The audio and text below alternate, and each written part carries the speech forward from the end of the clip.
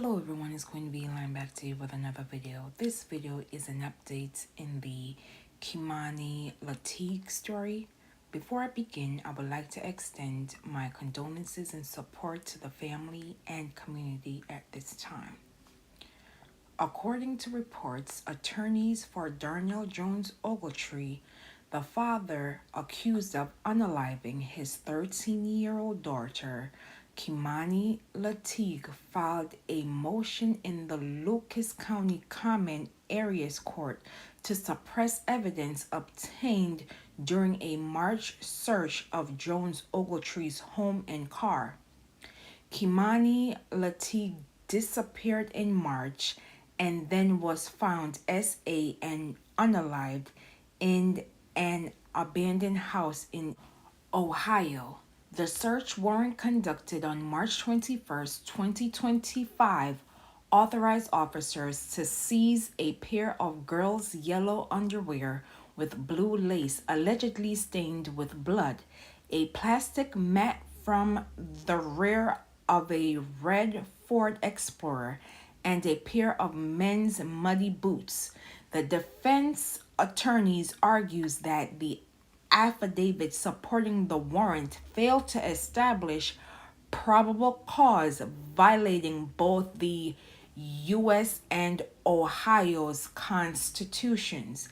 The only factual basis offered in the affidavits are hearsay statements made to Detective Mooney by Dorothy Latigue and Nina Turner, and standing alone, they do not support a finding of probable cause, the motion states. Dorothy Latigue, Kei'Mani's grandmother and legal guardian, told detectives that the underwear went missing after Jones visited her home.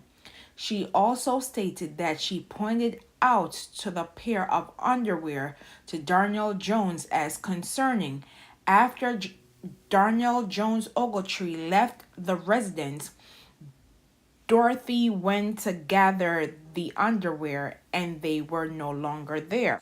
An affidavit cited in the motion states the defense challenges the reliability of this claim, noting there is nothing to corroborate Miss Latigue's belief that Mr. Jones removed the underwear from her home. Nina Turner, Jones Ogletree's partner, also provided information to detectives. The affidavit reads, Nina Turner told detectives that Darnell Jones Ogletree was observed removing a plastic mat from the rear of the listed red Ford Explorer, rolling it up and storing it under the basement stairs with a pair of muddy boots. Defense attorneys argued that Turner's statements lack clarity and specificity. On its face, the affidavit does not suggest or support that Miss Turner observed Mr. Jones removing, rolling, or storing the mat and the boots herself. The motion cites multiple legal cases, including Illinois versus Gates and United States versus Leon, to argue that the warrant was based on speculative and conclusory statements rather than concrete statements. Under these circumstances, the affidavit failed to establish probable cause for issuance of the warrant, and consequently, the warrant was invalid and any evidence seized or recovered must be suppressed. A court hearing on the motion has been requested. The court will determine whether the evidence can be used in the trial. The next hearing was held on October 8th, 2025, in which the defense attorneys for Darnell Jones Ogletree cited a new deadline to raise any potential defense for Jones Ogletree's mental health or intellectual status, court filing stated. The defense attorney has to raise the matter of serious mental health illness, intellectual disability, and any other related claim, defense, or related condition at the time of the alleged commission of the offenses charged in this case in writing by October 30th, 2025, or will be barred after the legal permissible extent the judge's order read. If Jones's attorneys want to pursue a not guilty by reason of insanity defense, they'll need to file with the courts within the next few weeks. He previously pled guilty to more than a dozen charges, which include aggravated homicide 4 counts, SA 2 counts, kidnapping 3 counts, aggravated burglary, endangering children 2 counts, gross abuse of a corpse, and 2 counts tampering with evidence. Jones Ogletree's capital homicide case is scheduled to begin in late April 2026, but is subject to change if further court proceedings warranted. Before I begin with my commentary, I would like to again extend my support and condolences to the family and community of Kei'Mani Latigue. These are my thoughts. Darnell Jones Ogletree and his attorneys are trying to find anything, and I mean anything, to get this man a lesser charge. In my previous videos, I pointed out how the judge warned Jones's attorney, does he need an evaluation? And they kept on saying no. The attorney would go on to state, I can tell the court with complete confidence that at 3:28 p.m. on July 2nd, Jones understands the nature of the proceedings and is a willing and active participant and useful in his own defense, with the defense stating they will file for extra attorney in the case. So what occurred from July up to October 8th, 2025? You notice how they are playing the system? We've already talked about Ogletree's alleged mental health history.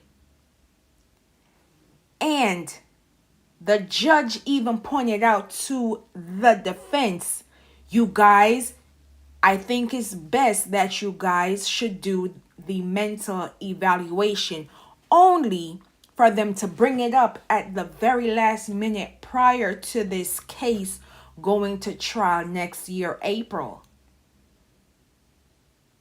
So again, playing these mental gymnastics while this baby, who is 13 years old at the time, is no longer here because persons are not paying attention, and the defense attorney thinks this is a game. It's not a game. Ogletree is a danger to other people. He had no business being around Kei'Mani Latigue, let alone being around other people. There have been reports of Ogletree's destructive behavior to the point where neighbors saw his destructive behavior in real time. And yet he was given a slap on the wrist and not given true time in prison or jail. He was let out every single time. The system failed Kei'Mani Latigue. The system failed the community once Jones Ogletree was released back to the public. There was no probation. There was no assessment or assistance to getting Ogletree help. So now we are at the point where we are weaponizing and using mental health as a defense, even though the judge asked the defense attorney multiple times, giving them multiple opportunities to getting Ogletree his evaluation, and they kept on saying no. So why are they holding up the court proceedings by now trying to bringing this up once again and trying to nitpick on statements made by said partner and said legal guardian? I think everyone can agree on this. Kei'Mani Latigue is no longer here. Kei'Mani Latigue should have turned 14. Kei'Mani Latigue should be living her best life as a teenager. And we are playing these word games because her father allegedly took her out and now is trying to weaponize his said mental health after the judge pointed it out multiple times. So why are we bringing this up in October when we addressed it back in July? This is why the system needs to hold itself accountable, because if the judge kept on asking, why are we bringing it up today? Why are we bringing it up in October? Possibly pushing back the court case from late April to the summer, potentially. We must do better. And I hope the prosecutors are taking this seriously and filing their own motions to blocking this foolishness. We must have these unfortunate conversations, because if we remain silent, they will continue and we will continue to see the same results. According to Black and Missing Inc. in 2023, an estimated 224,706 persons of color were reported missing.